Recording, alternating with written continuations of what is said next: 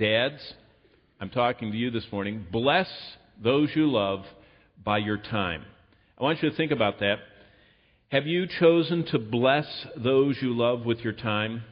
On my very first Father's Day, I'll never forget, the first year Father's Day was always me giving something to my dad with my family. I can always remember the very first Father's Day in California when we had little John.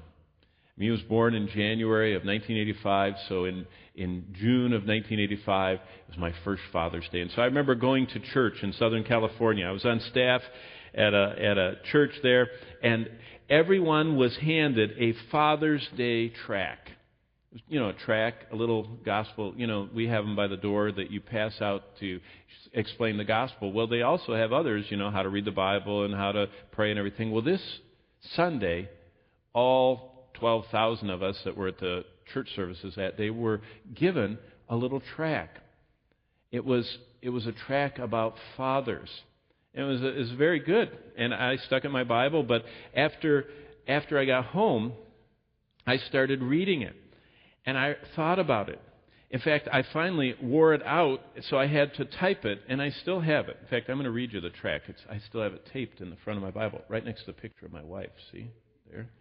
But right across from it, I have this tract. I'm going to read it to you. This is from my first Father's Day. It was somebody's testimony. I don't know whose. I didn't type that, who wrote this, but whoever it was smart. My family is all grown up, and the kids are all gone, but if I had to do it all over again, this is what I'd do. That's what caught my attention. This is from an older person who had already raised their children and were kind of in the twilight of their days, and they were saying, wow, for those of you new fathers, and that was me in 1985, if I had to do it all over again, this is what I'd do. I would love my wife more in front of my children. Now, you know what I wrote in my Bible? That's what God says in Proverbs 5:19. Husbands should always be ravished by the love for their wife. So I determined that Father's Day that I would spend the time to love my wife more in front of my children. Number two, whoever this was that wrote this, said, I would laugh with my children more at our mistakes and our joys. And I wrote next to that, a merry heart is the best medicine, Proverbs 17:22 says. We should all laugh and have a merry heart. Thirdly, this anonymous author wrote, I would listen more even to the littlest child. And I wrote next to that, wise men are very swift to hear and very slow to speak. That's what God reminds us in James 1:19. Remember what your mother told you? How many ears did you get?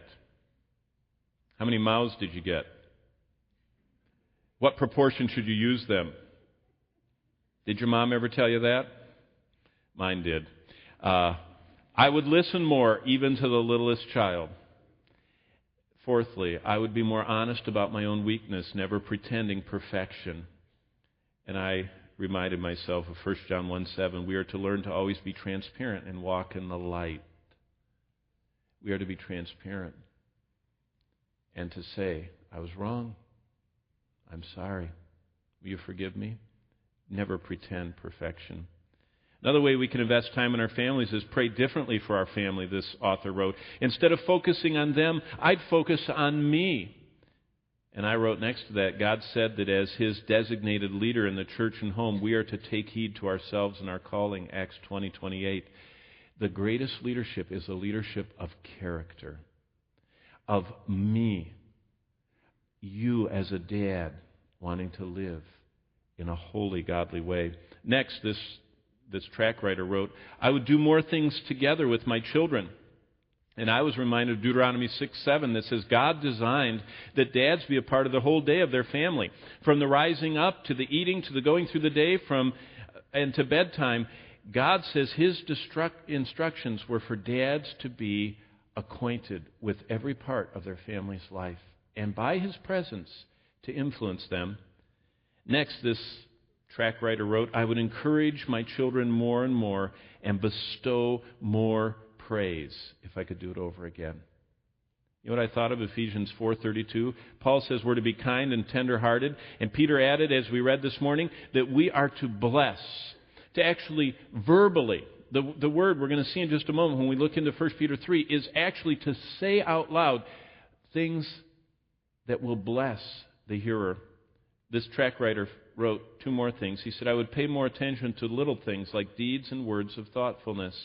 And Jesus reminds us that if we're faithful in that which is little, we'll be faithful in the big things. Luke 16:10. And then finally, he wrote, if I had to do it all over again, I would share God more intimately with my family. Every ordinary thing that happened in every ordinary day, I would direct them back to God. You know what I wrote next to that? Paul says that we as spiritual leaders are to ask our family to follow us like we follow Christ. 1 Corinthians 11:1. Well, that's the little tract that I wore out and typed and put into my Bible. But think about it, dads. Bless those you love by investing time in them. Time laughing and listening and praying and saying and spending time with them is the first thing.